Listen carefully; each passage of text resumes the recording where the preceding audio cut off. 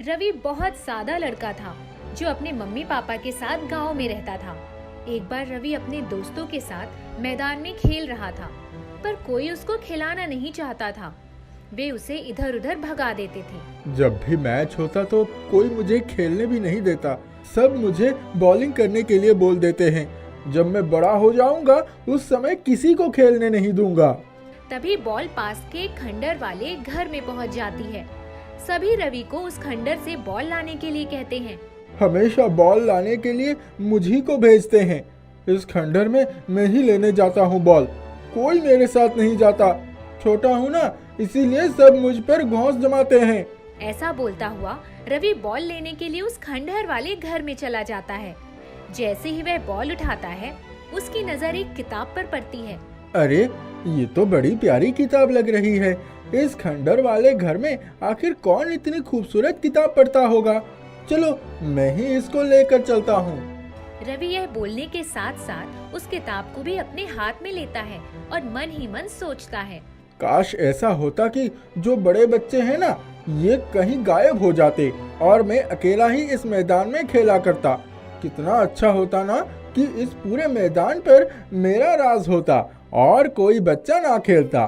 फिर मुझ पर कोई हुक्म नहीं चला पाता। रवि जैसे ही उस खंडर वाले घर से बाहर आता है तो सारे लड़के जो क्रिकेट खेल रहे थे गायब हो जाते हैं। अरे, यहाँ तो अभी सब थे, अचानक से कहाँ गायब हो गए। चलो, अच्छा हुआ गायब हो गए। कम से कम अब मुझ पर धौंस जमाने नहीं आएंगे। अब मैं पूरे मैदान में अकेला खेलूंगा।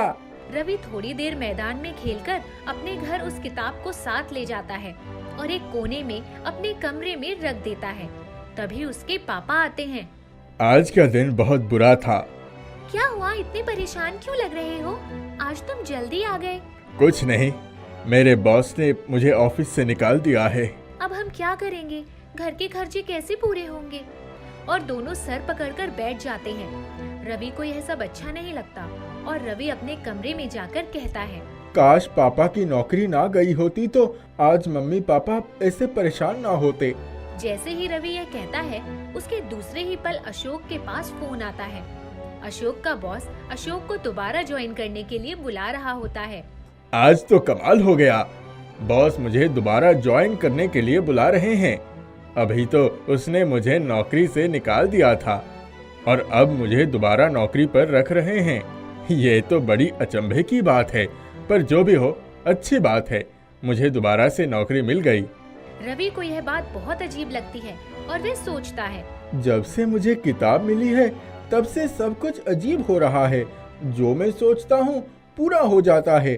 कहीं ये किताब कोई जादुई किताब तो नहीं? और वह सच्चाई जानने के लिए किताब के सामने खड़ा होता है। मुझे चॉकलेट चाहिए। अरे, ये तो सच में जादुई किताब है। वह भागकर अपनी दादी माँ के पास जाता है। दादी माँ, ये एक जादुई किताब है। किताब कोई जादुई नहीं होती, यह सब कहानियों का खेल है। सच्चाई में कोई जादू नहीं होता। रवि अपनी दादी माँ को सारी सच्चाई बताता है कि कैसे वह किताब उसे मिली और उसके साथ क्या क्या हुआ। रवि, हमारे पास अगर सच में जादुई किताब है तो हमें उसे जरूरतमंदों के लिए प्रयोग में लाना चाहिए। इसे हमें गलत प्रयोग नहीं करना चाहिए। यह सब बातें अशोक सुन रहे होते हैं। रवि के पापा उस किताब की सहायता से सबकी मदद करते हैं, पर वह लालचवश उससे कुछ पैसे भी वसूलते हैं। एक दिन रवि सो रहा होता है तो उसे एक सपना आता है कि गांव के सभी लोग इधर उधर हिल रहे हैं और रवि से कह रहे हैं कि इस किताब को फेंक दो, इस किताब को फेंक दो। रवि अचानक से आँख खोलता है और उसे बड़ा अजीब लगता है कि यह सपना उसे क्यों आया। एक भिखारी रवि के पापा से कुछ मांग रहा होता है। बाबूजी, कुछ दे दो, कई दिनों से कुछ खाया नहीं। चल हट यहाँ से। अगर तुझे कुछ मांगना है तो मेरे पैरों पे सिर झुकाकर मांग।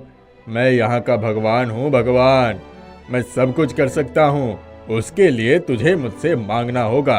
बाबूजी, अगर आपको देना है तो दो, पर आप भगवान नहीं हो सकते। भगवान तो सिर्फ एक ही है, वो भी ऊपर वाला। अगर वो चाहेगा तो मुझे 2 वक्त की रोटी मिल जाएगी। अगर उसको भूखा सुलाना है तो ये उसकी मर्जी। अशोक को बहुत बुरा लगता है और उसे बहुत गुस्सा भी आता है और वह अचानक से बोल पड़ता है।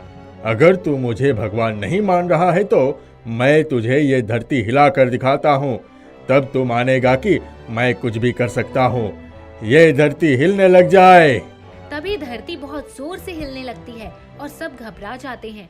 रवि को जब इस बात का पता चलता है कि ऐसा पापा ने किया है तो उसे अपनी लाई हुई किताब पर अफसोस होता है और वह उस किताब को अपनी जिंदगी से हटाना चाहता है और उसे अपना सपना सच होता नजर आता है। अरे ये क्या कर दिया पापा ने? पापा लालच में आकर अपने आप को सच में भगवान मानने लगे हैं। उन्हें ये भी नहीं पता कि उनकी इस घमंड से दुनिया तबाह हो सकती है। मुझे जल्द से जल्द कुछ करना पड़ेगा, नहीं तो दुनिया तबाह हो जाएगी। और वह उस किताब के पास पहुंचता है और भूतकाल में जाकर सब कुछ पहले जैसा करने की सोचता है। किताब किताब, मुझे समय में वापस जाना है, जहाँ से मैंने तुम्हें लिया था। मुझे वहीं पहुँचा दो। किताब के अंदर से एक तेज रोशनी आती है और वह रवि को अपने अंदर समेट लेती है। तब अचानक से रवि को होश आता है और वह खुद को उसी जगह पाता है जहाँ से उसने किताब का सिलसिला शुरू किया था। ये वही जगह है जहाँ पर मुझे किताब मिली थी। अब मैं वहीं से दोबारा से शुरू करता हूँ और भविष्य में यहीं से सब ठीक हो जाएगा। रवि पलक झपकाते ही वहीं आ जाता है जहाँ पर खंडर में बॉल गई थी। रवि बॉल उठाता है पर किताब को वहीं छोड़ देता है। अब भविष्य में रवि के द्वारा की गई घटनाएं भी नहीं होती और सब कुछ पहले जैसा हो जाता है।